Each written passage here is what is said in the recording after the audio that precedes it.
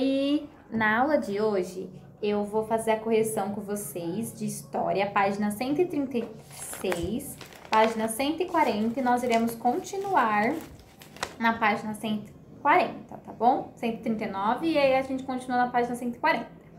Então, na página 136, eu vou falar em ordem crescente, tá? Começando do 1.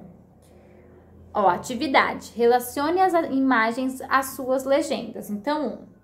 Ur se desenvolveu em torno de 6.000 anos atrás, em uma região de terreno plano conhecida como Mesopotâmia, no atual Iraque. Seus vestígios mostram construções retangulares feitas com tijolos no mesmo formato e muros altos, lembrando fortalezas. Então, essa 1 é o 1 aqui dessa legenda. 2. Machu Picchu foi desenvolvida pelos Incas no Peru há pelo menos 600 anos, no topo de altas montanhas conhecida como Cordilheiras dos Andes. A cidade acompanhava o formato das montanhas e possuía ruas e escadarias inclinadas, construções públicas e privadas. Então, olha só, 2. 3. Pompeia foi fundada por volta de 2.500 anos atrás, em uma região da atual Itália. A cidade era grande, com ruas largas, prédios públicos e casas com pátios internos. No ano 79, Pompeia foi destruída por uma erupção do vulcão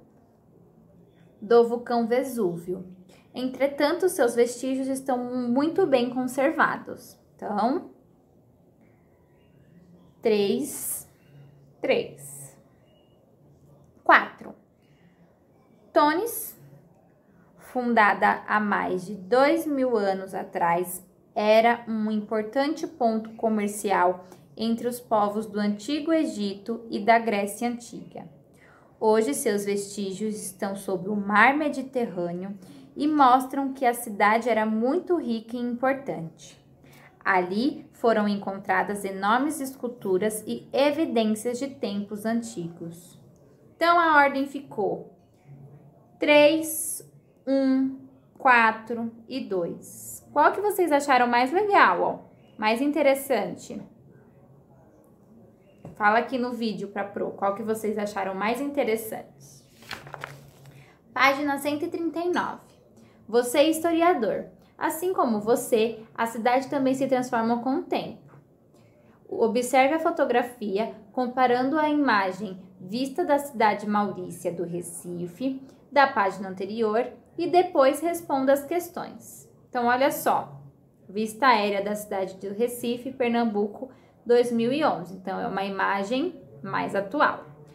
A. Em que ano essas imagens foram feitas? Quanto tempo se passou entre uma e outra? Olha que legal, uma continha de subtração, porque eles querem saber o quê? A diferença de um ano para o outro. Então, a primeira a gente vai responder, ó, em que ano essas imagens foram feitas? Então, ó, as imagens foram feitas em, a primeira, 1653 e a segunda, 2011. Aí, agora, vocês fizeram a continha e descobriram o quê? Que passaram-se 358 anos entre uma fotografia e outra, ok? B. Existem elementos que nos permitem dizer que ambas as imagens retratam uma mesma cidade? Que elementos são esses? Então, ó, o que as imagens traz que nós sabemos que é do mesmo lugar, as cidades? Então, ó, o que vocês achavam? O que vocês acharam? Isso também é uma resposta pessoal, porém, é possível identificar o litoral de Recife, né? Então, ambas possuem o quê? Possuem a praia ainda. Então, Esse litoral está como características nas duas imagens. E também conseguimos saber que é do mesmo local, pois a legenda traz pra gente qual local de onde que é aquela imagem, né? C. Quais diferenças você identifica entre as imagens? Então, ó, o que a gente pode apontar de diferente entre uma imagem e outra? A quantidade e formato das casas. Conseguimos apontar também que possuía diferenças em prédios, construções de ponte, tipo de barco, navio. Conseguimos observar a área verde também que mudou. Então, vocês conseguiram identificar, vocês podem ter identificado essas ou mais diferenças, ok? Página 140. Zoom cultural. Nesta aula, você vai observar que existem muitas maneiras de as pessoas ocuparem e organizarem o espaço onde vivem, muito além das cidades. A cidade é uma forma desenvolvida pelos seres humanos para ocupar o espaço em que habitam. Porém, será que é possível encontrar outras formas de organização? Acertou quem respondeu sim. E você, imagina por que isso acontece? A resposta a essa questão tem a ver com uma palavra: cultura. As maneiras de ocupar o espaço são diferentes uma das outras porque cada cultura desenvolve seu próprio modo de fazer isso. E ao longo do tempo, para atender às necessidades das pessoas, pode haver mudanças na organização do espaço, levando ao fim de algumas formas e o surgimento de outras. Então, olha só, quando a gente observa essa fotografia, o que a gente consegue, qual é a impressão que a gente tem inicial dela? O que vocês acham? O que chamou a atenção de vocês nessa fotografia? Vocês acham que há muitas pessoas que vivem nessa aldeia aí? Como será que elas organizam essas casas, hein? Para elas saberem qual casa é de quem, por exemplo. Essas casas, elas são do mesmo tamanho, do mesmo formato? Elas seguem um padrão? Qual é a opinião de vocês?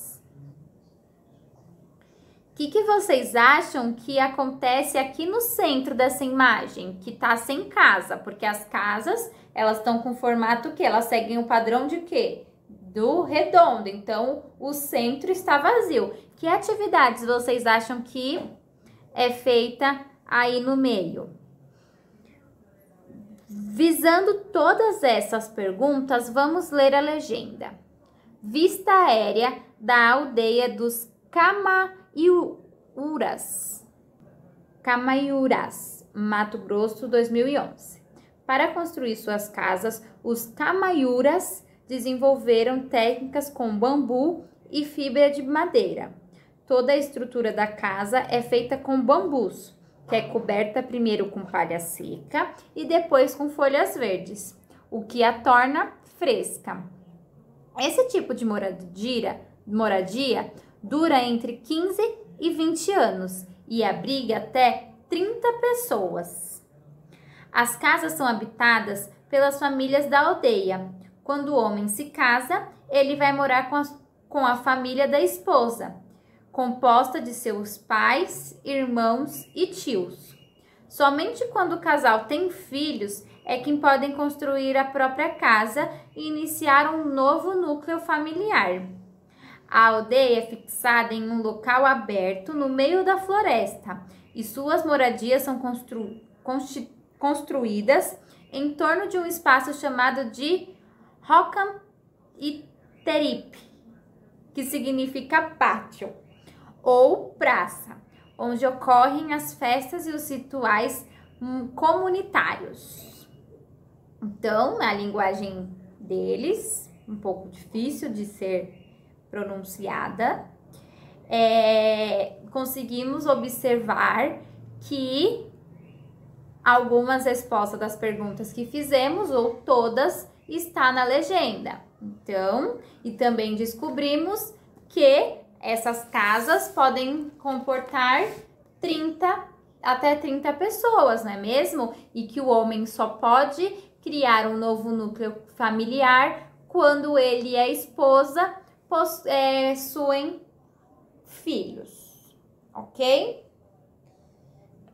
Aqui na segunda imagem, ó, Ilha de Marfim, Canadá, por volta de 1960. Você já ouviu falar em Inuits? Essa palavra significa povo no idioma Inuktitut. Os Inuits são povos nativos de regiões bem frias como o Alasca, Estados Unidos, Quebec, Canadá, a Groenlândia, Dinamarca e Sibéria, Rússia. Nos locais habitados pelos Inuits, há neve e muito frio durante o ano inteiro. Por isso, eles desenvolveram vários métodos para conseguir sobreviver.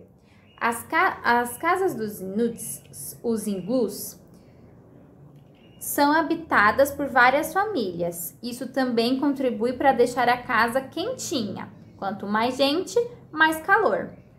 Os iglus não ficam lado a lado, mas espalhados pelo espaço que cada grupo ocupa.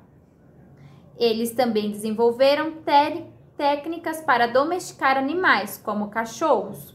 Além de ajudá-los durante a caça, os cães são importantíssimos por meio de transporte utilizado entre eles, os trenós. Basicamente, esses termos que nós vemos aqui são os conhecidos como os esquimós. Por quê?